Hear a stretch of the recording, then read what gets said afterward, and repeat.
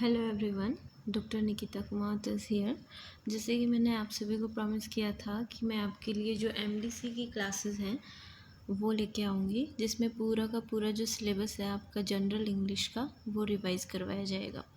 मैंने live stream करने की कोशिश की थी, लेकिन due to some problems I was not able to do that. So मैंने सोचा कि क्यों ना वीडियो बना के आप सभी को प्रोवाइड करवा दिया जाए। तो सबसे पहले जो आपका टॉपिक है वो है होमोफोन्स। तो होमोफोन्स क्या होते हैं? A word that is pronounced the same as another word but that has a different spelling and meaning. तो आपको इस चीज़ पे इसमें फोकस किस पे करना है कि स्पेलिंग और जो मीनिंग है वो क्या रहेंगे, सेम रहेंगे। जो स्पेलिंग और जो मीनिंग है वो क्या रहेंगे, डिफरेंट रहेंगे, और जो प्रोनाउंसिएशन है वो क्या रहेगा, सेम रहेगा। जैसे कि सी है, just give me a minute please, just a minute.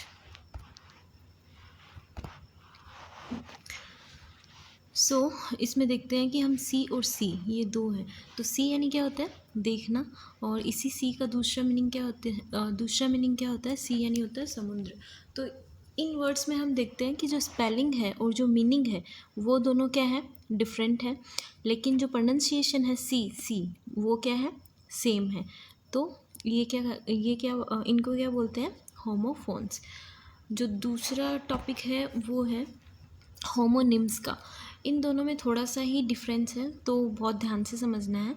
इसमें क्या होता है, homonyms are words that says the same spelling और pronunciation but have different meaning. Last वाले में हमने क्या देखा था कि डिफरेंट स्पेलिंग और डिफरेंट मीनिंग होते हैं, लेकिन इसमें क्या होता है, स्पेलिंग होती है वो क्या होती है, सेम होती है, और प्रोनाउंसिएशन भी क्या होता है, सेम होता है। जैसे कि एक एग्जाम्पल लेते हैं, राइट। राइट यानी क्या होता है, सही। और जो दूसरा राइट है वो क्या है, अपोजिट ऑफ लेफ्ट, मीन्स जो दिशा होती है लेफ्ट और राइट वो भी होता है। दूसरा एग्जाम्पल है मैच क्या होता है, किसी चीज़ को मैच करना है, या पैर जो होते हैं वो होते हैं मैच। और एक मैच होता है जैसे match box, A stick for making a flame, that is called match box. Just give me a minute.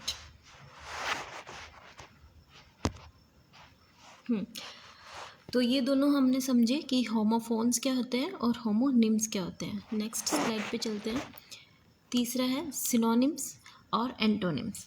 अब देखो, सिनोनिम और एंटोनिम का ऐसा है कि जितनी आपकी वर्ब है, जो भी आपकी जो वोकेब है, उस पर डिपेंड करता है कि आप सिनोनिम्स को बना पाते हो या नहीं, एंटोनिम्स को बना पाते हो या नहीं।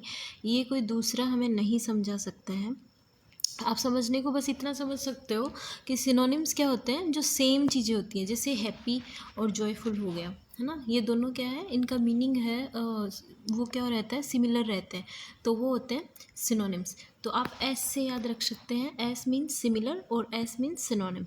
और एंटोनिम क्या होते हैं, उसका जो हम विलोम शब्द पढ़ा करते थे हिंदी में, वो ही है ना। तो अब्सेंस का क्या हो सकता है, प्रेजेंस यानी, और जो दूसरा है वो है एक्सेप्ट का, रिफ्यूज़। सो बेसिकली हमने क्या देखा कि जो एंटोनिम्स होते हैं वो क्या होते हैं, किसी चीज़ के जो अपोजिट होते हैं वो एंटोनिम्स होते हैं। और जो सिनोनिम्स क्या होते हैं, जो सिमिलर जो शब्द होते हैं, पर्यायवाची शब्द जो होते हैं, उनको सिनोनिम्स बोला जाता है। So it's totally up to you कि हाउ मैनी वोकेब आप याद रख सकते हो, उसी पे डिपेंड करता है। ठीक है, नेक्स्ट पार्ट है अपना parts of speech. Parts of speech क्या होते हैं, इसमें हम बेसिकली 8 पार्ट्स ऑफ स्पीच पढ़ते हैं ना। जैसे एक सेंटेंस जब बनता है तो उसमें कौन कौन सी चीज़ें होती हैं, जैसे नाउन होता है, प्रोनाउन होता है, एडवर्ब होता है, एडजेक्टिव होता है, प्रपोजिशन होता है, वर्ब होती है, कंजक्शन होता है, और इंटरजेक्शन होता है। इन सब में डिफरेंस क्या होता है। नाउन क्या होती है, किसी व्यक्ति, जैसे आपने सभी ने पढ़ा ही होगा, नॉर्मल सी बेसिक सी चीज़ें, 12th क्लास आप पास करके आए हो। तो नाउन क्या होता है, किसी व्यक्ति, वस्तु या जाति के नाम को संज्ञा कहते हैं, तो वही नाउन है। जैसे जो भी हमारा मोस्टली ये क्या होता है, सब्जेक्ट के रूप में यूज़ किया जा सकता है। जैसे इस सेंटेंस में हम देखते हैं, इस सेंटेंस में हमें देखने को मिलता है इस noun is use to name people object or ideas. ठीक है, ये है, ये क्या है इसमें, सॉरी, ये क्या है इसमें, नाउन का काम कर रही है। दूसरा क्या होता है, प्रोनाउन। प्रोनाउन क्या होता है, नाउन के स्थान पर जो काम करता है उसको क्या बोला जाता है, प्रोनाउन बोला जाता है। जैसे मैंने नाउन ले रखा है राम, तो राम को अगर मैं ही से इंडिकेट करती हूँ तो वो क्या माना जाता है, प्रोनाउन माना जाता है।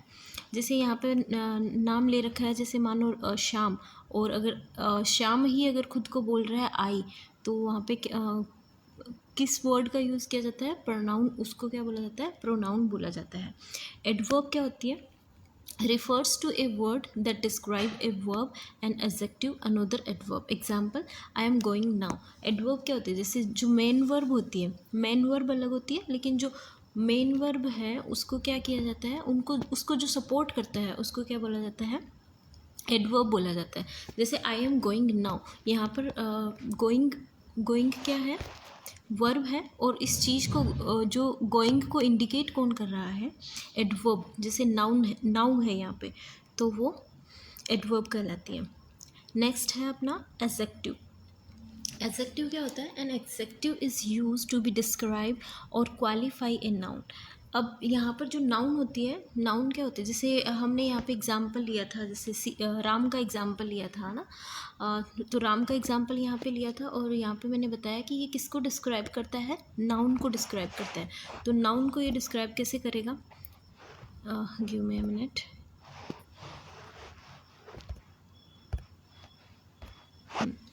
तो यहाँ पे हमने देखा था कि ये नाउन जो होता है, नाउन को डिस्क्राइब करता है। एडजेक्टिव में क्या होता है, नाउन को ये डिस्क्राइब करता है। जैसे हमने यहाँ पे एग्जांपल लिया राम का, तो राम जो है वो क्या है, हैंडसम है, तो ये किसको डिस्क्राइब कर रहा है, नाउन को, तो ये क्या कहलाता है, adjective. Next is preposition. Preposition बहुत सिंपल है। जैसे A preposition is used to show the relation of one thing to another. दो चीज़ों के बीच में जो रिलेशन होता है उस चीज़ को दिखाने के लिए प्रीपोजिशन का यूज़ किया जाता है। जैसे the gate is out of the box, I am in the room, तो यहाँ पर ये जो इन यूज़ हो रहा है, ये जो तो ये क्या कहलाता है, जैसे मैंने इस सेंटेंस में यूज़ किया आई एम इन द रूम, तो इन यहाँ पे मैंने यूज़ किया, ये क्या है, प्रीपोजिशन है। नेक्स्ट सेंटेंस है अपना we went about the world. About यहाँ पे कौन सा किसकी तरह काम कर रहा है, प्रीपोजिशन की तरह। ठीक है, नेक्स्ट है आपका verb. A verb is use to describe an action. जो भी आपका सेंटेंस है उसमें जो भी एक्शन हो रही है वो क्या कहलाती है, आपकी वर्ब। नेक्स्ट है कंजक्शन। कंजक्शन क्या होता है, दो जो सेंटेंसेस होते हैं उनको जोड़ने के लिए जो वर्ड्स यूज़ किए जाते हैं उनको कंजक्शन बोला जाता है। जैसे एंड हो गया, सो फार, सो हो गया, और हो गया, जैसे नाइदर हो गया। नेक्स्ट है इंटरजेक्शन। इंटरजेक्शन क्या होता है, जो interjection is use to express some sudden rush or feeling और एक्साइटमेंट। जैसे हो गया अलास। अलास यानी क्या होता है, जो दुख भरी चीज़ें होती है। जैसे अगर हम बहुत खुश हो रहे, सरप्राइज्ड हो रहे हो, तो हम यूज़ करते हैं वाव, है ना। तो ये जो सारे के सारे जो वर्ड्स हैं उनको क्या बोला जाता है, इंटरजेक्शन बोला जाता है। ठीक है, आई होप आपको ये समझ में आ गया होगा। नेक्स्ट है जो आपका इसके बाद में जो नेक्स्ट टॉपिक है वो है translation from Hindi to English. तो ट्रांसलेशन में हम क्या देखेंगे, ट्रांसलेशन तो वही है कि भाई आपको टेंसेस आने चाहिए। अगर आपको टेंसेस अच्छे से आ रहे हैं तो आप नॉर्मली उनको कर सकते हो। ट्रांसलेशन जो है फ्रॉम हिंदी टू इंग्लिश करना है तो हो सकता है कोई सेंटेंस आए या फिर कोई पैराग्राफ आए, तो अगर आपको सबसे ज़्यादा इम्पोर्टेंट चीज़ क्या होती है कि आपको टेंसेस आने चाहिए। ठीक है, तो अब मैंने यहाँ पर एक टेंस की एक ये सारणी बनाई है। इसमें बेसिक सी जो चीज़ें हैं वो प्रेजेंट की है ना। जैसे प्रेजेंट टेंस है, पास्ट टेंस है एंड फ्यूचर टेंस है। प्रेजेंट टेंस का जो सिंपल टेंस होता है उसमें हम क्या यूज़ करते हैं, एस या ई एस यूज़ करते हैं। और पास्ट में क्या यूज़ करते हैं, ओनली सेकंड फॉर्म यूज़ करते हैं। और जो फ्यूचर है उसका जो सिंपल टेंस होता है उसमें हम क्या यूज़ करते हैं, आई विल यूज़ करते हैं। जैसे मुझे बोलना हो कि Ram go to school, Ram goes to school, तो यहाँ पर मैंने क्या यूज़ किया, ES का यूज़ किया। अगर यही सेंटेंस मेरे को पास्ट में बोलना हो, पास्ट में ले जाकर अगर बोलना हो, तो मैं कैसे बोलूँगी इसको? सेकेंड फॉर्म यूज़ करनी है, तो सेकेंड फॉर्म यूज़ करूँगी तो क्या बोलूँगी? Ram went to school. और अगर फ्यूचर में चेंज करना हो तो Ram will go to school. तो ये जो सेंटेंसेस हैं ये चेंज होते रहते हैं। नेक्स्ट जो आपका टेंस है वो है कॉन्टिन्यूस टेंस। तो कॉन्टिन्यूस टेंस जितने भी होते हैं उन सब में हमें क्या देखने को मिलता है? ING फॉर्म होती है ना। कंटिन्यूस जो चीज़ें होती हैं उनमें हम क्या यूज़ करते हैं? ING, है ना। तो इसमें भी ऐसा ही है। अब कंटिन्यूस टेंस और परफेक्ट कंटिन्यूस में क्या डिफरेंस होता है? इसमें परफेक्ट कंटिन्यूस टेंस होता है, उसमें क्या रहता है आपका? टाइम भी दिया रहता है। और लेकिन ये जो नॉर्मल कंटिन्यूस टेंस है उसमें टाइम नहीं रहता है। तो जो फर्स्ट है प्रेजेंट का, उसमें हम क्या यूज़ कर देते हैं? Is MR। और जो पास्ट में अगर हम जाते हैं तो वॉज और वर यूज किया जाता है। और फ्यूचर में अगर चले जाते हैं तो विल सेल, तो इसमें क्या रहेगा? कॉमन रहेगा, लेकिन इसमें बी यूज़ कर लिया जाता है। नेक्स्ट है परफेक्ट। तो जितने भी परफेक्ट होते हैं उनमें कौन सी फॉर्म यूज़ होती है? पास्ट पार्टिसिपल आपका रहता है ना।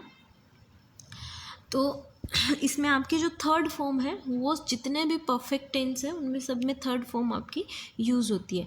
तो हैव हैज़ है, जैसे हैव हैज़ है प्रेजेंट में, उसी का नेक्स्ट पास्ट में क्या हो जाएगा? हैड हो जाएगा। और फ्यूचर में क्या हो जाएगा? एक हैव है, वो हैव यहीं पे रह जाएगा, है ना। सेम परफेक्ट कंटिन्यूस टेंस में भी यही होता है कि ये जो हैज़ हैव है इनके आगे बस बीन लगा देना होता है ना। और ये ऐसे कैसे ही चलते हैं। अब अगर इनके नॉर्मल अगर हम सेंटेंस देखें तो जैसे इसमें लिखा है ही ईट्स, थोड़ा थोड़ा सा ही चेंजेस है, कुछ ज़्यादा नहीं है। तो सबसे पहले आपको क्या यूज़ करना है? सबसे पहला जो टॉपिक होता है वो क्या यूज़ होता है? सब्जेक्ट। आपका सब्जेक्ट क्या है? दूसरी चीज़ आपको क्या लगानी होती है? मेन वर्ब, या फिर जो आपकी वर्ब है वो क्या है। तो मेन वर्ब अलग होती है और हेल्पिंग वर्ब अलग होती है। तो सबसे पहली चीज़ जो आएगी वो क्या आएगी? सब्जेक्ट। सब्जेक्ट के बाद में क्या आएगी कि आपको वर्ब देखनी है, और जो टाइम के अकॉर्डिंग आपको क्या यूज़ करना है? हेल्पिंग वर्ब यूज़ करना है। हेल्पिंग वर्ब यूज़ करने के बाद आपकी जो वर्ब है वो आ जाएगी। और फिर आपका जो ऑब्जेक्ट है वो आ जाएगा, जो चीज़ें, और उसके बाद में जो एडवर्बियल्स जो होते हैं वो आ जाते हैं सेंटेंस में ना। तो जो टेंसेस हैं उनके बारे में आपको थोड़ा बहुत, टेंस का एक अलग से भी आपके टॉपिक है, और दूसरा आपके ये जो है इसका भी टॉपिक है, किसका? ट्रांसलेशन का, फ्रॉम हिंदी टू इंग्लिश। तो ट्रांसलेशन वाला टॉपिक करने के लिए और फ्यूचर और ये जो आपका टेंस का टॉपिक करने के लिए आपको ये सारनी है, ये माइंड में होनी चाहिए ना, टिप्स पे होनी चाहिए आपको। आप इसको ऐसे याद रख सकते हो, जैसे EJMR हो गया, जैसे यहाँ वाले में एस या ES आएगा। एक सेकेंड, यहाँ वाले में ISMR आएगा ना, और तो इसमें क्या आ जाएगा? Second form. इसमें फर्स्ट फॉर्म रहेगी, इसमें सेकेंड फॉर्म रहेगी, और इसमें वापस फर्स्ट रहेगी। इसमें ऐसे रखना है, फर्स्ट फॉर्म फर्स्ट, इन सब में फर्स्ट आएगी प्लस ING आएगी, क्योंकि कॉन्टिन्यूस टेंस है। दूसरी चीज़ आपको क्या याद रखनी है? ISMR रहेगा यहाँ पे वॉजवर रहेगा, और यहाँ वाले में बी लगा दिया जाएगा। परफेक्ट में आपको पता है जितने भी परफेक्ट टेंस होते हैं उनमें वर्ब की थर्ड फॉर्म यूज़ होती है, इतना तो आपको पता है ना, वो आपकी थर्ड फॉर्म यूज़ होती है। दूसरी चीज़ क्या याद रखनी है कि यहाँ पे हैज़ या फिर हैव आएगा, उसी का पास्ट क्या बन जाता है? हैज़ और हैव का पास्ट क्या बन जाता है? हैड बन जाता है। और फिर जब ये फ्यूचर में जाता है तो एक हैव यहाँ पे बोरो कर लिया जाता है। नेक्स्ट है परफेक्ट कंटिन्यूस टेंस। जैसे मैंने आपको बताया कि कंटिन्यूस टेंस जितने भी होते हैं उन सब में ING आती है। ING आने के बाद इनमें क्या लगाना है? हैज़ हैव है, इसके पास में क्या लगा देना है? बीन लगा देना है। और इसके पास में ये यहाँ पे हेड रहता है, इधर वाले टेंस में क्या रहता है? हेड रहता है, तो इधर भी हेड आ जाता है प्लस बीन लग जाता है। जितने भी परफेक्ट कंटिन्यूस टेंस होते हैं उन सब में बीन लगता है, बस इतना याद रखना है। फ्यूचर का है अपने पास, तो फ्यूचर के परफेक्ट में क्या हो रहा था? फ्यूचर के परफेक्ट में हमारे पास हैव था, तो परफेक्ट का हैव आ जाएगा और कंटिन्यूस टेंस का ING आ जाएगा, है ना, और बीन लगना ही है, परफेक्ट कंटिन्यूस टेंस है। तो ये सारणी आपको क्या होनी चाहिए? माइंड में होनी चाहिए, ठीक है। आई होप आपको थोड़ी बहुत समझ में आई होगी, क्योंकि टेंस एक बहुत वास्ट टॉपिक है, तो अगर आप थोड़ा थोड़ा करके जाते हो तो मतलब इतने इतने कम टाइम में टेंसेस को पढ़ाना इम्पॉसिबल है ना।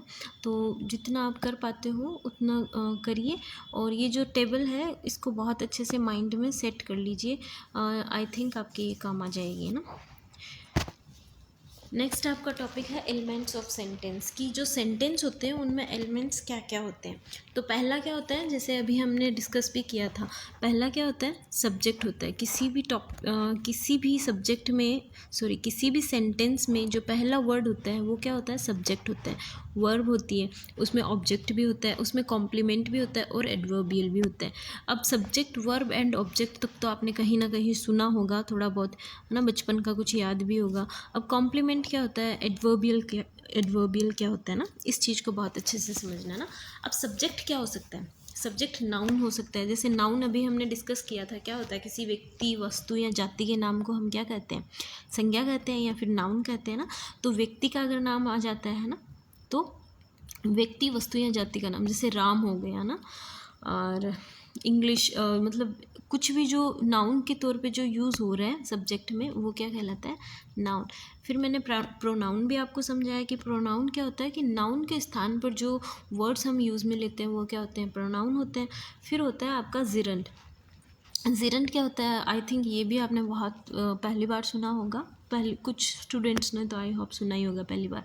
तो जिरंड क्या होता है, बहुत ही नॉर्मल सा है कि जिसमें जिरंड क्या होता है कि नॉर्मल एक वर्ब होती है, उसमें आईएनजी यूज़ कर दिया जाता है। जैसे smoking is injurious to health, जैसे स्मोकिंग हमने यूज़ किया, तो स्मोकिंग को कैसे यूज़ किया गया है, यहाँ पे एज ए सब्जेक्ट यूज़ किया गया ना। और इन्फिनेटिव क्या होती है, इन्फिनेटिव क्या होते हैं, जिसमें टू प्लस वर्ब आ जाता है, टू स्पीक लाउड, है ना। तो अगर टू लग के कोई जो वर्ब यूज़ हो रही है तो उसको क्या बोला जाता है, एज ए सब्जेक्ट के तौर पे अगर वो आ रही है तो वो भी सब्जेक्ट में काउंट होती है। और फिर है कोई फ्रेज, जैसे a lame boy went to school, है ना। तो लैम बॉय क्या होता है, यहाँ पे बॉय के बारे में बात चल रही है लेकिन मैंने यहाँ पे बोल दिया लैम बॉय, तो एक ये क्या बन गई, एक फ्रेज बन गई ना। तो ऐसा भी तो हो सकता है कि जो एजेस सब्जेक्ट के तौर पे ये सब यूज़ हुए हो ना। नेक्स्ट चीज़ आपको देखनी है कि दूसरी चीज़ क्या होती है, वर्ब होती है। वर्ब क्या होती है, आपने वर्ब का तो सुना होगा, लेकिन ट्रांजिटिव और इनट्रांजिटिव वर्ब क्या होती है वो देखना है। ट्रांजिटिव वर्ब क्या होती है, जो ऑब्जेक्ट लेती है। ऑब्जेक्ट लेती है मीन्स कि एक सेंटेंस हम देखते हैं, जो आई स्पीक इंग्लिश, है ना। यहाँ पे मैंने क्या लिया, आई स्पीक क्या है, यहाँ पे वर्ब है, और मैंने ऑब्जेक्ट क्या रखा है यहाँ पे, आई स्पीक इंग्लिश के तौर पे रखा है ना। नेक्स्ट है आपका इनट्रांजिटिव। इनट्रांजिटिव क्या होते हैं, जो वर्ब्स हैं वो जिस सेंटेंस में ऑब्जेक्ट नहीं आता है, जो वर्ब है जो ऑब्जेक्ट नहीं लेती है। जैसे बर्ड्स फ्लाई, है ना। तो बर्ड्स फ्लाई है तो इसमें कोई ऑब्जेक्ट नहीं है, तो ये यहाँ पर कौन सी वर्ब यूज़ हुई है, इनट्रांजिटिव वर्ब। आई होप आपको समझ में आया होगा। अगर नहीं समझ में आ रहा तो थोड़ा सा पीछे लेके एक बार फिर से देख लेना, आपको समझ में आ जाएगा। क्योंकि ट्रांजिटिव वर्ब क्या होती है, जो ऑब्जेक्ट लेती है। इनट्रांजिटिव वर्ब्स क्या होती है, जो वर्ब जो ऑब्जेक्ट नहीं लेती है। तो इनट्रांजिटिव वर्ब का एक एग्जांपल मैंने आपको दिया, बर्ड्स फ्लाई। इसमें क्या नहीं है, ऑब्जेक्ट नहीं है, इसलिए ये क्या है, इनट्रांजिटिव वर्ब है। नेक्स्ट है आपका ऑब्जेक्ट, कि ऑब्जेक्ट क्या होता है, कि ऑब्जेक्ट क्या होता है, आंसर विथ। आपको क्या याद रखना है, किसी सेंटेंस में अगर आपको ऑब्जेक्ट सर्च करना हो तो आपको किस चीज़ का आंसर पूछना है, कि व्हाट और हूम, ठीक है। जैसे I was eating A Apple, I was eating an apple, तो एप्पल मैंने लिया, तो इसका मैंने आंसर कैसे किया, कि मैंने क्या खाया मैंने, एप्पल, है ना। तो एप्पल यहाँ पे क्या हो गया, ऑब्जेक्ट हो गया, जिसका आंसर किससे आता हो, व्हाट से आता हो या फिर होम से आता हो। नेक्स्ट है आपका कॉम्प्लीमेंट। कॉम्प्लीमेंट क्या होता है, जैसे कॉम्प्लीमेंट भी दो प्रकार का होता है, जैसे सब्जेक्ट कॉम्प्लीमेंट होता है और ऑब्जेक्ट कॉम्प्लीमेंट होता है। सबसे पहले हम समझते हैं सब्जेक्ट कॉम्प्लीमेंट क्या होता है। जैसे मैंने एक सेंटेंस बोला, आई एम ए डांसर। मैंने क्या सेंटेंस बोला, आई एम ए डांसर। तो यहाँ पर आई कौन है, आई कौन है? मैं। और डांसर कौन है? वो भी मैं, है ना। तो सेम ही सब्जेक्ट का और जो आपके पास में जो दूसरा जो वर्ड है उन दोनों का क्या होना? सेम होना, है ना। उसी जो सब्जेक्ट है आपका उसी को इंडिकेट करना, है ना। सब्जेक्ट के बारे में ही व्याख्या करना क्या कहलाता है? सब्जेक्ट कॉम्प्लीमेंट कहलाता है। जैसे टुडे इज संडे, है ना। तो मैंने ये सेंटेंस बोला टुडे इज संडे, तो आज क्या है? संडे है। संडे कब है? आज है। तो ये दोनों सेम ही चीज़ें हैं ना। तो ये यहाँ पर का क्या होता है? सब्जेक्ट कॉम्प्लीमेंट होता है। अब हम बात करते हैं ऑब्जेक्ट कॉम्प्लीमेंट की। ऑब्जेक्ट कॉम्प्लीमेंट का एग्जाम्पल मैंने यहाँ पे रखा है, विलेजर्स मैड हिम सरपंच। जैसे विलेजर्स यहाँ पे क्या हो गया? विलेजर्स यहाँ पे हो गया, जो आपका सब्जेक्ट है वो हो गया, और मेड यहाँ पे क्या हो गई? आपकी वर्ब हो गई। हिम यहाँ पे क्या हो गया? ऑब्जेक्ट हो गया, है ना। और सरपंच भी यहाँ पर क्या है? और अब यहाँ पे देखो, ये हिम यहाँ पर हुआ क्या? Just give me a minute, I am so sorry. हाँ, तो ये हिम है, यहाँ पर ऑब्जेक्ट है, और हिम ही क्या है? सरपंच है। एक ही इंसान के बारे में बात हो रही है कि विलेजर्स हैं, उन्होंने जो गांव वाले लोग हैं उन्होंने उसको सरपंच बना दिया, तो उसके बारे में बात हो रही है, और वही क्या है? सरपंच है। तो ये क्या बन गया? Object complement. कैसे बना? क्योंकि हिम और सरपंच दोनों कौन है? सेम ही पर्सन है। तो ये यहाँ पे क्या बना? Object complement. आई होप आपको समझ में आ गया होगा। एडवर्बियल्स क्या होते हैं? जैसे जो भी ये सारी चीज़ें ढूंढने के बाद, जैसे सब्जेक्ट निकाल लिया आपने, वर्ब निकाल लिया, ऑब्जेक्ट निकाल लिया, कॉम्प्लीमेंट निकाल लिया, है ना। उसके बाद में जो भी चीज़ें बचती है वो क्या किस में चली जाती है? एडवर्बियल्स में चली जाती है। जैसे I went to the school, तो मैं कहाँ गई? कहाँ का आंसर है? जैसे इसमें आपको ध्यान क्या रखना है? आंसर्स किससे करना है? हाउ से करना है, वेयर से करना है, और व्हेन से करना है ना। I went to school, I went to school, तो वेंट टू स्कूल, स्कूल क्या है यहाँ पे? क्या है यहाँ पे? स्कूल। यहाँ पे एडवर्बियल है ना, ऑब्जेक्ट वगैरह नहीं है।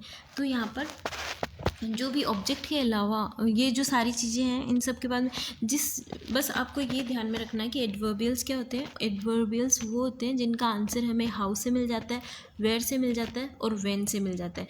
ये सारी चीज़ें निकालने के बाद, जैसे सब्जेक्ट, वर्ब और ऑब्जेक्ट कॉम्प्लीमेंट निकालने के बाद हमने क्या देखा? जो चीज़ें आती है हाउ, वेयर और व्हेन से जिनका आंसर आ रहा होता है वो एडवर्बियल्स में चले जाते हैं। अब ऐसा नहीं है कि एक सेंटेंस में सब्जेक्ट होना भी ज़रूरी है। सब्जेक्ट और वर्ब होना तो ऑब्वियसली कंपल्सरी है, लेकिन ये ज़रूरी नहीं है कि एक सेंटेंस में सब्जेक्ट भी हो, वर्ब भी हो, ऑब्जेक्ट भी हो, कॉम्प्लीमेंट भी हो। ऐसा नहीं हो सकता है ना। कुछ सेंटेंस बहुत दो ही वर्ड्स के होते हैं, जैसे जिसमें ओनली सब्जेक्ट और वर्ब होती है। जैसे कि बर्ड्स फ्लाई मैंने अभी बताया आपको ना, तो बर्ड्स फ्लाई में ओनली दो ही वर्ड है, जिसमें पहला सब्जेक्ट हो गया और दूसरा वर्ब हो गया। तो एक छोटे से छोटा जो सेंटेंस होता है वो कितने वर्ड्स का हो सकता है? 2 वर्ड्स का ना। आई होप आपको यहाँ तक समझ में आ गया होगा। जो नेक्स्ट है वो है आपका the night train eight Delhi. Class थोड़ी लंबी हो जाएगी ना, लेकिन कोई बात नहीं, पढ़ना है ना सब कुछ। तो the night train eight Delhi है, उसकी जो नॉर्मल समरी है वो हम डिस्कस करेंगे, है ना। तो जो the night train eight Delhi है, ये लिखी किसने है? रस्किन बॉन्ड ने ना, रस्किन बॉन्ड ने लिखी है। और वह कौन थे? एक इंडियन ऑथर हैं and famous for short stories के लिए ये जाने जाते हैं, एसेज एंड नॉवेल्स के लिए भी, and mostly wrote books for children. इन्होंने ज़्यादातर जो अपनी बुक्स हैं वो किस पर लिखी है? चिल्ड्रन के बारे में लिखी है। ही वॉज अवॉर्डेड साहित्य अकादमी award and Padmashri and Padma Bhushan. तो इन्होंने कौन से अवार्ड जीते हैं? 3 अवार्ड जीते हैं इन्होंने। साहित्य अकादमी, ये बहुत प्रेस्टिजियस अवार्ड्स है ना, ध्यान में रखना है, पद्मश्री और पद्म भूषण। नेक्स्ट हम समरी देखते हैं कि इसमें होता क्या है ना। तो समरी है कि ये जो आपका वर्क है ये कब लिखा गया है? 1988 में लिखा गया ना। और इसका जो प्रोटैगनिस्ट है वो क्या कर रहा है? स्टडी कर रहा है किसी कॉलेज में ना, और वो 18 ईयर का है। He used to spend his vacation in the grandma's place at Dehradun. वो क्या करता है? अपनी जो वेकेशंस होती हैं वो अपनी दादी के यहाँ देहरादून में बिताता है। He would go during he would go during May and return in July. तो वो जुलाई में जाता, मई में जाता है और जुलाई में वापस लौटता है। Deoli was 30 miles from Dehradun. और जो देओली है वो कितनी मील्स दूर है, कितने माइल्स दूर है देहरादून से? Only 30। Deoli had only one platform. Deoli में ओनली एक ही प्लेटफॉर्म है। The author does not know why the train stopped at Deoli because no one इधर got in to or off at the station. अब ये जो ऑथर है वो सोचता है कि पता नहीं क्यों देओली में ये जो ट्रेन है वो रुक जाती है, क्योंकि ना ही तो देओली में कोई उतरता है, ना ही कोई ट्रेन में चढ़ता है। The train stopped there for 10 minutes. और यहाँ पर जो ट्रेन है वो 10 मिनट तक रुकती है। Author felt that one or the another day he would spend 1 day in Deoli. वो क्या सोचता है कि कभी ना कभी मैं क्या करूँगा, एक दिन कहाँ पे बिताऊँगा? He would spend 1 day in Deoli, Deoli में बिताऊँगा। He went to visit his grandma. वह अपनी ग्रैंड माँ के यहाँ चला जाता है। और ट्रेन स्टॉप्ड एट देओली। और जहाँ पर जो देओली में क्या करती है, ट्रेन रुकती है। A girl come selling basket. एक लड़की है वो बास्केट बेचते हुए आती है। बहुत स्टेयर्ड एट ईच अदर। दोनों ने एक दूसरे को देखा। Author was captivated bye her beauty. और जो आपका ऑथर है वो जो उस ब्यूटी, जो लड़की है उसकी सुंदरता पे मोहित हो जाता है। He went to have tea. और वो चाय पीने के लिए जाता है। The girl followed. और जो लड़की है वो उसको फॉलो करती है। The author bought a basket for her. The author bot A basket from her. और जो ऑथर है वो क्या करता है, उससे एक बास्केट खरीद लेता है। Is the guard blow his we shall the author left. जैसे ही जो गार्ड है उसने जो अपनी सीटी बजाई, द ऑथर है वो क्या करता है, चला जाता है। Author got in to the train. कहाँ चला जाता है? ट्रेन में। The girl stood watching him and smiling. अब वो लड़की बाहर खड़ी क्या करती है, उसको स्माइल करती है और उसी को देख रही होती है। The girl was there in the thoughts of the author. और जो लड़की है वो उसके दिमाग में बैठ जाती है या फिर उसके विचारों में आती रहती है। As the author reached Dehra he forget the girl. अब जैसे ही वो देहरा पहुंचता है वो उस लड़की को भूल जाता है। ही remembered her only when he was on his return journey. और वह ओनली कब याद करता है, जब वो वापस उसी जर्नी पे आता है। व्हेन ही सा द गर्ल। और जब वह उस लड़की को देखता है। He smiled at her. वो उसकी तरफ स्माइल करता है। And she too felt happy that he remembered her. और वह लड़की भी क्या हो जाती है, खुश हो जाती है कि उसको मैं भी याद हूँ। They had just started A conversation but the guard had blown the whistle. अब उन्होंने जस्ट क्या है, अपनी बातचीत शुरू ही की थी, लेकिन जो गार्ड है वो क्या कर देता है, अपनी सीटी बजा देता है फिर से। The author ran again promising her that he would be back soon. अब वो जो ऑथर है आपका वो क्या करता है, वहाँ से भागता है और ट्रेन पकड़ने के लिए, और प्रॉमिस करता है कि वह बहुत जल्दी वापस आएगा। This time she was there in author's thought. लेकिन इस बार क्या होता है, वह जो ऑथर है उसके दिमाग में बैठ जाती है ना, उसको याद रहता है। Even after reaching his college, यानी जब वह अपने कॉलेज पहुँच जाता है तब भी वह लड़की उसको याद रहती है। After that term, he was packing to go to grandma's house. He was packing to go to grandma's house. अब वो क्या करता है, पैकिंग करता है कहाँ जाने के लिए, ग्रैंडमा के हाउस, ग्रैंडमा के घर पे ना। He was anxious as the train reached Deoli. अब वह क्या हो जाता है, चिंतित हो जाता है जैसे ही जो आपकी ट्रेन है वो कहाँ पर पहुँचती है, देओली में। The girl was not everywhere, anywhere. जो वो लड़की है वो उसको कहीं भी दिखाई नहीं देती है। Author inquired her and that to here and there too. जो ऑथर है वो उसके बारे में पूछताछ करता है इधर उधर। Inquired with the station master too. और किससे भी पूछताछ करता है, जो स्टेशन मास्टर है उससे भी पूछताछ करता है। He had to leave again. और उसको वापस वो जर्नी है वो छोड़नी पड़ी, मतलब वापस उस स्टेशन को छोड़ना पड़ा। He could not see the girl who won his heart in just a look. यानी कि वह उस लड़की को वापस नहीं मिल पाया। सी यानी वैसे देखना होता है, लेकिन बेसिकली सी का सेंस हम मिलने के सेंस में यूज़ करते हैं ना। He could not see the girl who won his heart in just a look. यानी वह उस लड़की को नहीं देख पाया जिसने उसका जो दिल है वो एक ही मिनट में चुरा लिया हो ना, एक लुक से उसने जीत लिया हो, sorry. He felt bad for not having met the girl. अब वो इस चीज़ से क्या करता है कि बुरा फील कर रहा है कि वो उस लड़की को नहीं मिल पाया। At the same time he was afraid to break the journey also. और इसी टाइम वो क्या सोचता है, कहीं मैं वापस से अपनी ट्रेन मिस ना कर दूँ। इसी के साथ साथ वह सोच रहा होता है कि मुझे वो लड़की नहीं मिली। सो ये नॉर्मल सी स्टोरी है, बहुत छोटे छोटे से क्वेश्चन आएंगे। आई होप आपको थोड़ी बहुत समझ में आई होगी। द नेक्स्ट है आपका spoken English and broken English. अब जैसे स्पोकन इंग्लिश और ब्रोकन इंग्लिश क्या है, नाम से ही पता चल रहा है ना कि जैसे आप लोग जैसे सोचते हो ना कि इंग्लिश स्पीकिंग जो है वो बहुत टफ है ना, तो इसी बारे में ये जो आपका राइटर है वो बता रहा है ना कि language is a means of communication, कि ये जो लैंग्वेज है ओनली कम्युनिकेशन के लिए बनाई है, बातचीत की भाषा है ना। इंग्लिश इज़ स्पोकन और written all over the world. Everyone desires to speak fluent understandable English, यानी कि सभी की इच्छाएं क्या होती है, एक फ्लुएंट इंग्लिश बोले, है ना। और so think one get job by speaking correct English. तो करेक्ट इंग्लिश है वो बोल पाएँ जिससे हमें क्या मिल जाए, जॉब। ऐसी सी बातें हैं कि किस प्रकार से जो इंग्लिश हैं उनको लोग एकदम परफेक्ट मैनर में बोलने के बारे में ट्राई करते हैं, लेकिन जो आपका ऑथर है वो बोलता है कि इंग्लिश का कोई भी प्रॉपर वे नहीं होता है। जैसे इन्होंने एक एग्जांपल लिया है इसमें यस और नो का, कि प्रॉपर वे ऑफ स्पीकिंग कुछ नहीं होता है। जैसे एक यस जो होता है और नो होता है, तो उसी में हम देखेंगे कि जैसे हम अपने इंडिया का एग्जांपल ले लेते हैं कि नॉर्दर्न साइड में कुछ यस को कुछ अलग ही वे में प्रोनाउंस किया जाएगा, नो को कुछ अलग ही वे में। अब यस और नो तो सेम ही वर्ड है, लेकिन उनका उनका जो प्रोनाउंसिएशन है वो चेंज कर दिया जाता है, या फिर जो अपनी डायलेक्ट्स होती है अगर उनका इन्फ्लुएंस होता है तो जो हमारा वे ऑफ स्पीकिंग है वो क्या हो जाता है, चेंज हो जाता है। जैसे बिहार के लोग हैं वो हिंदी को कुछ अलग तरीके से बोलते हैं, यूपी के लोग कुछ अलग तरीके से बोलते हैं, हम राजस्थानी कुछ अलग तरीके से बोलते हैं।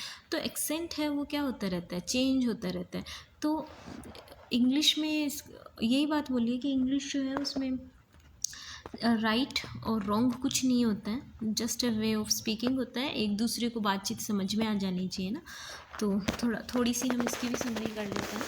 This essay seeks to discuss how to speak English to a foreign English language learner when he visit the British Commonwealth, the United States और encounter a native speaker। अब ये यहाँ पर बता रहा है कि किस तरीके से हमें जो अगर कोई इंग्लिश मैन है वो अगर फॉरेन जाता है तो किस तरीके से उसको क्या करना चाहिए, एक नेटिव स्पीकर की तरह इंग्लिश बोलनी चाहिए या फिर किस तरीके से बोलनी चाहिए ना। It even claims that the native may even speak in a regional or Cockney dialect that he is somewhat ashamed of, and that this may even prevent him from obtaining some employment that is only available to those speaking correct English। यही बात बोली है यहाँ पर भी कि कुछ ऐसा भी हो सकता है कि जो नेटिव लोग हैं वो भी अच्छे से प्रॉपर तरीके से नहीं बोल पाए। जैसे हम हिंदी के लोग हैं ना, लेकिन हम हिंदी भी प्रॉपर वे में नहीं बोल पाते हैं ना, तो ये जो असेम यानी क्या होता है, कुछ शर्म की बात हो जाना ना। तो जो कॉकनी डायलेक्ट किसका बोला जाता है कि अपनी भाषा का जो आता है ना, जिस भाषा को हम अच्छे से नहीं बोल पाते है ना, तो उसमें कुछ लू फॉल्स रह जाते हैं, उसको क्या बोला जाता है, कॉकनी डायलेक्ट, जो अपनी रीजनल लैंग्वेजेस जो होती है ना उनको। There are 3 section in the essay, ये जो ऐसे हैं इसको बेसिकली 3 सेक्शंस में डिवाइड किया गया है। There is no single example of English speech that is considered to be correct, यानी कि इंग्लिश में कोई भी ऐसा एग्जाम्पल नहीं है जिसको इंग्लिश स्पोकन में कोई भी ऐसा एग्जाम्पल नहीं है कि यही इसका बोलने का करेक्ट तरीका है ना। As in emphasized in the first section, everyone whether they are native speaker or visitor, यानी कि कोई फ़र्क नहीं पड़ता कि जो नेटिव स्पीकर हैं या फिर कोई अदर विजिटर हैं, needs to keep in mind that there is no perfect form of English. He claims that no two British people have to same speech patterns, कि ऐसा नहीं है कि अलग अलग लोग ही अलग अलग तरीके के एक्सेंट यूज़ करते हैं, बट जो ब्रिटिश में रहने वाले सेम जगह पर रहने वाले दो लोग भी, उनका भी जो स्पीच ऑफ पैटर्न है वो क्या हो सकता है, चेंज हो सकता है, despite the fact that they all have different speaking style. ऐसा क्यों होता है, क्योंकि उनका जो तरीका है बोलने का वो क्या होता है, डिफरेंट होता है। They are all understandable and thus acceptable as people of high social standing. अब अगर उनकी बातें हमें अच्छे से समझ में आ रही है तो उस चीज़ को एक्सेप्ट कर लिया जाता है, किसके द्वारा, हाई सोशल स्टैंडिंग के द्वारा। तो बेसिकली इन्होंने क्या कहा है कि प्रॉपर इंग्लिश कुछ नहीं होती है ना, एक जगह पर रहने वाले, सेम जगह पर रहने वाले दो लोगों की एक्सेंट है उसमें भी चेंज आ सकता है। So there is no correct way to speak English. और जो सेकंड सेक्शन है उसमें क्या बताया है, discuss how everyone speaks differently in public, कि किस तरीके से जो लोग हैं वो पब्लिक में अलग तरीके से बोलते हैं एंड इन प्राइवेट, और किस तरीके से, जैसे हम मार्केट प्लेस पे जैसे बात करते हैं, क्या हम वैसे ही घर पे बात करते हैं, क्या हम जैसे कॉलेज में बात करते हैं, क्या उसी तरीके से हम घर पे बात करते हैं, या फिर दोस्तों में बैठते हैं, घर में बैठते हैं तो हमारा तरीका अलग होता है बात करने का, है ना। दोस्तों में बैठते हैं तब हमारे मैनर्स कुछ अलग ही लेवल के होते हैं, कॉलेज में जब होते हैं तो थोड़ा अलग होता है। तो ये सारी चीज़ें क्या होती हैं, है ना, सब जगह बात करने का तरीका अलग अलग होता है। To make an impact and understood, a person speaking in public needs to be careful and weigh his speech, कहाँ गया, and weigh each word before speaking. अब वो क्या बता रहे हैं कि अगर हम पब्लिक में हैं, पब्लिक प्लेस पे हैं, तो हम क्या करते हैं, कोई भी वर्ड बोलने से पहले उसको वेट करते हैं। वेट तो ऐसे नहीं करता ना, तोल के बोलते हैं कि क्या कौन से वर्ड, सेलेक्टिव वर्ड हम बोलते हैं ना, पब्लिक में कुछ भी नहीं बोलते। A man however is less concerned with his speech, grammar, articulation etc in private. लेकिन पब्लिक में तो हम ध्यान रखते हैं, लेकिन जब हम प्राइवेट में होते हैं तो क्या हम स्पीच का ध्यान रखते हैं, ना ग्रामर का ध्यान रखते हैं, ना आर्टिकुलेशन का ध्यान रखते हैं ना। और बेसिकली प्राइवेट में तो क्या ही बातें करते हो आप, है ना, दोस्तों के साथ गालियों के बिना तो आपकी बातें नहीं होती। सो बेसिकली नेक्स्ट है, so use himself as a test subject in this particularly funny section. तो यही बातें बताई है कि किस तरीके से जो हमारा पब्लिक वे ऑफ स्पीकिंग अलग होता है, प्राइवेट में हम अलग तरीके से बात करते हैं ना। Show provides advice on how to communicate. अब यहाँ पर जो नेक्स्ट सेक्शन है उसमें उन्होंने क्या बताया है कि किस तरीके से हमें कम्युनिकेट करना चाहिए with local in the final section.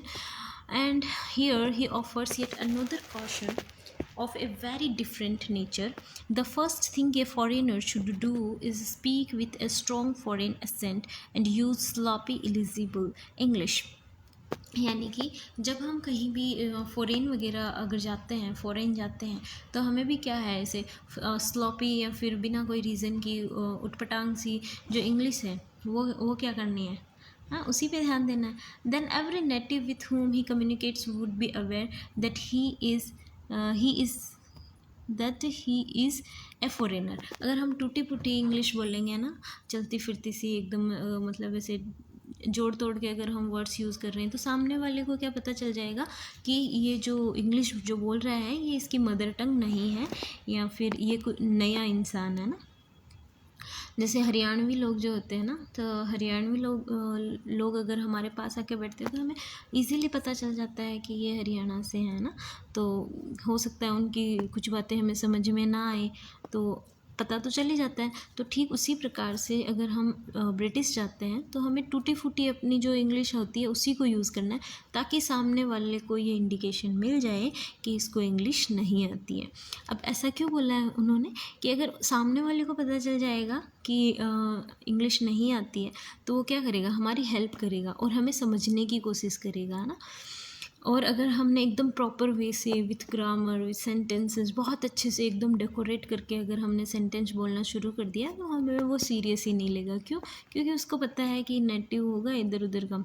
चलो ठीक है, नेक्स्ट है द एवरी नेटिव। यही चीज़ आगे इन्होंने जो मैं खुद से नहीं बोल रही हूँ, ये सारी चीज़ें इन्होंने राइटर ने बताई है आपके इसी में ना।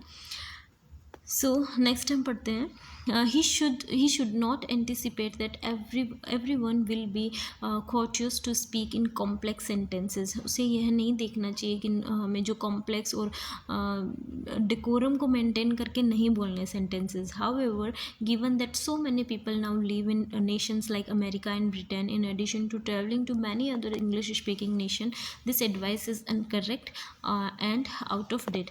अब राइटर ने तो यहाँ पे बोल दिया है कि भाई आपको ऐसे ऐसे सेंटेंसेस नहीं यूज़ करने हैं, लेकिन बेसिकली जो सच्चाई ये है कि जो ब्रिटिशर्स हैं और अमेरिका में जो लोग रहते हैं इंग्लिश स्पोकन उनका अच्छा होना ही चाहिए, अदरवाइज़ वो वर्क प्लेस पे काम नहीं कर पाते हैं।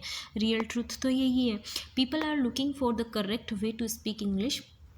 अब यहाँ पे ऑथर हमें क्या समझाना चाहता है कि जो लोग हैं वो correct way of speak English को ढूंढ रहे हैं, खोज रहे हैं, लेकिन ऐसा कुछ भी नहीं है। करेक्ट वे कुछ भी नहीं है। जो एक्सेंट है वो लोगों का डे बाय डे चेंज होता रहता है, या फिर एक स्थान से दूसरे स्थान पर जब हो जाते हैं तो उनका ये सब चेंज होता रहता है। नेक्स्ट है आपका the birth of khadi. The birth of khadi भी नॉर्मल ऐसी ही समरी है ना, तो इसमें भी हम नॉर्मल सी समरी है, लेकिन मैंने इसको ऐसे नोट्स की तरह आपको प्रोवाइड किया है ताकि जो भी क्वेश्चन आए आप उनको अटेम्प्ट कर पाओ। The initial idea of khadi was to encourage self sufficiency and provide an alternative to British textile.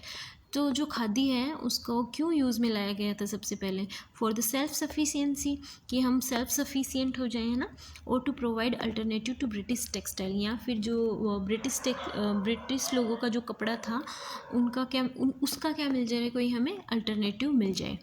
तो गांधीज विजन, जो महात्मा गांधी है उनका विज़न क्या था खादी के पीछे?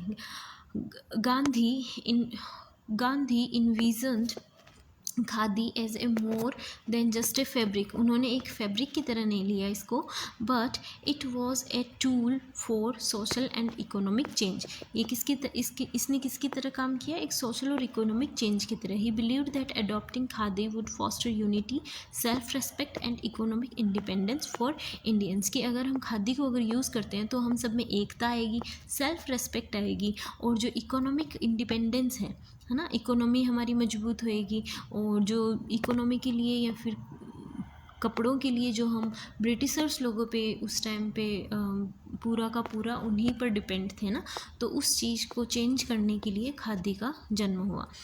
Gandhi's commitment to khadi was deeply rooted in the philosophy of non-violence and self-reliance. जो गांधी है उसकी जो कमिटमेंट थी खादी को लेकर, वो किस में रूटेड थी? फिलोसफी में, नॉन वायलेंस में और सेल्फ रिलायंस में। ठीक है, नॉन वायलेंस, सेल्फ रिलायंस बहुत बेसिक चीज़ें आप जानते हो ना।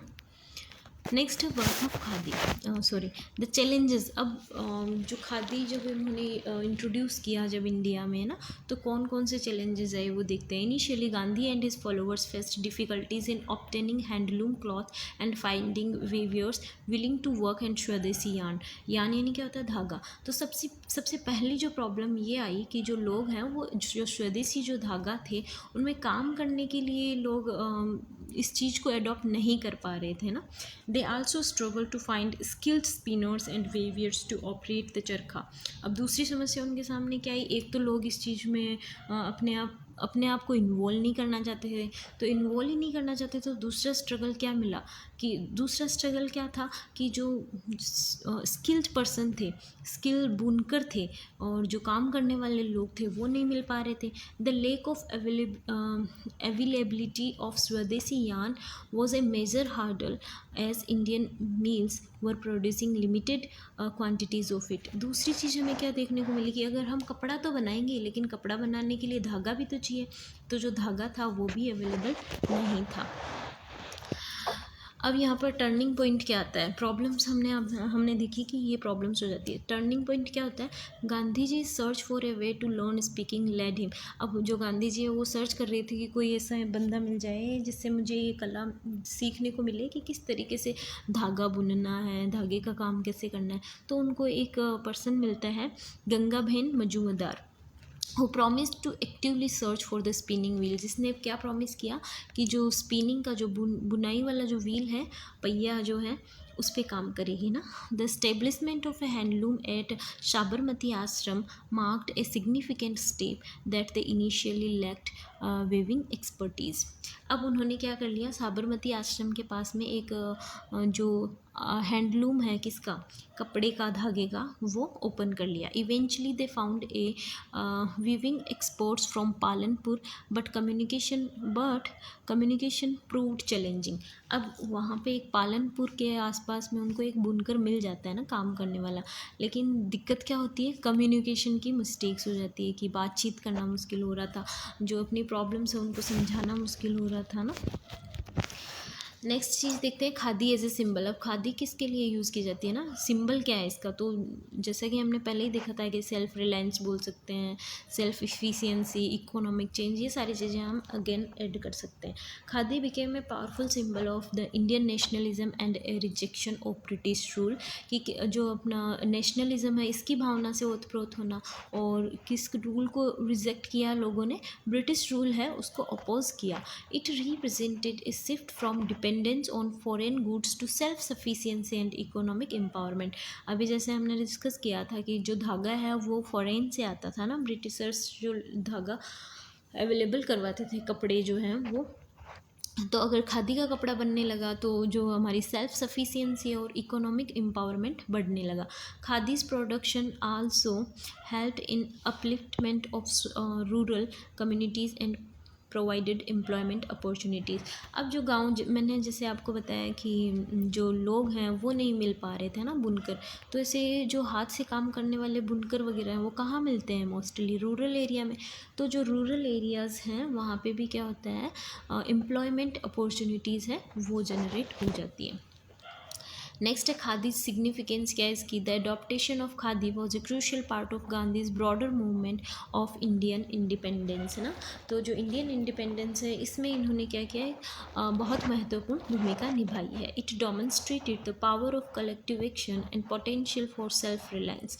इन्होंने लोगों को एकजुट किया, जो कलेक्टिव पावर है, कलेक्टिव एक्शन है, उस पर काम किया, and potential for the self reliance पे ना। Khadi continues to be a symbol of India's rich cultural heritage and its struggle for freedom।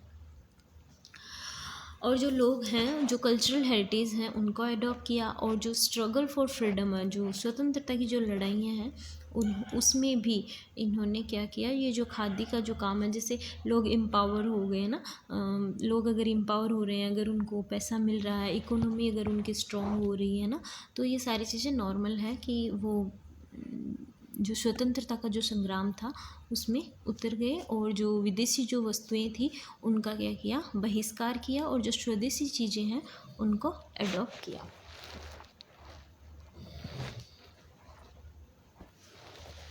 Next है आपका फॉर्मल लेटर। लेटर के बारे में हम देखते हैं कि लेटर को कैसे लिखना है। तो लेटर लिखने के लिए सबसे आपको शुरुआत कहाँ से करनी है, सेंडर्स एड्रेस। जो सेंडर का जो एड्रेस है, देखो दोनों स्लाइड्स को हम साथ में पढ़ेंगे तब अच्छे से समझ में आएगा। एक सेकेंड।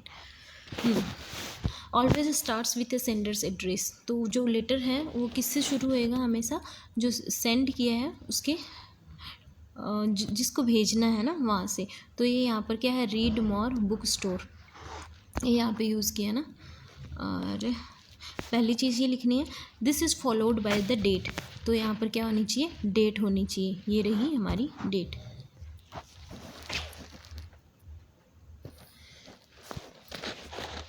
थर्ड चीज़ हमें देखनी है कि the receiver's address comes next. To receive can be name of the firm or the one who represent the firm. अब ये फर्म है जो नेक्स्ट है, तो जो सेंडर है, रिसीवर सॉरी, सेंडर का हमने पहले लिख दिया, जो रिसीवर है उसका उसके बाद में आएगा। तो ये एड्रेस किसका हो गया, सॉरी ये यहाँ तक हमने देखा था, ये डेट है ना, ये हमने गिव मी अ मिनट, ये हमने डेट तक देख लिया। ये क्या है, यहाँ तक सेंडर का है, फिर ये हमने डेट डाली, डेट के बाद में ये रिसीवर का एड्रेस है, और ये यहाँ तक रिसीवर का एड्रेस है। तीसरी चीज़ हमें क्या डालनी है, सब्जेक्ट डालना है। फिर डियर सर से हमें क्या करना है, शुरू करना है, सर मैडम जो भी हैं। तो बेसिकली देखो सीधा यहीं पे आ जाते हैं, छोड़ो उसको, गिव मी अ मिनट।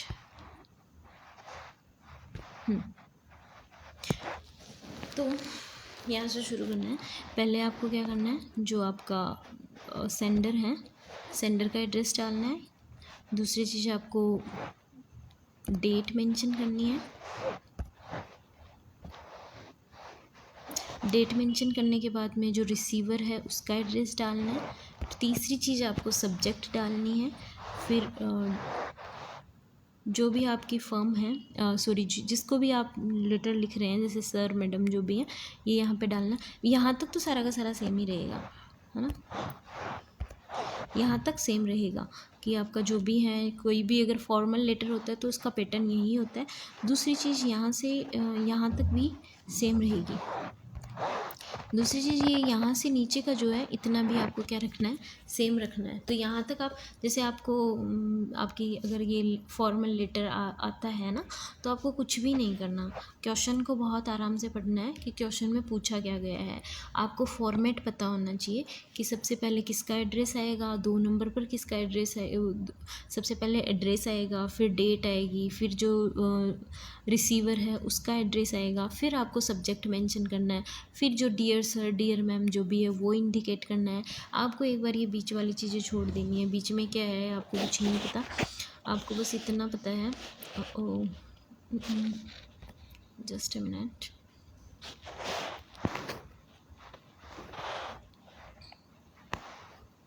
तो बेसिकली आपको करना क्या है कि जो आपकी मेन बॉडी है, आपको 1 मिनट के लिए उस पर ध्यान नहीं देना है।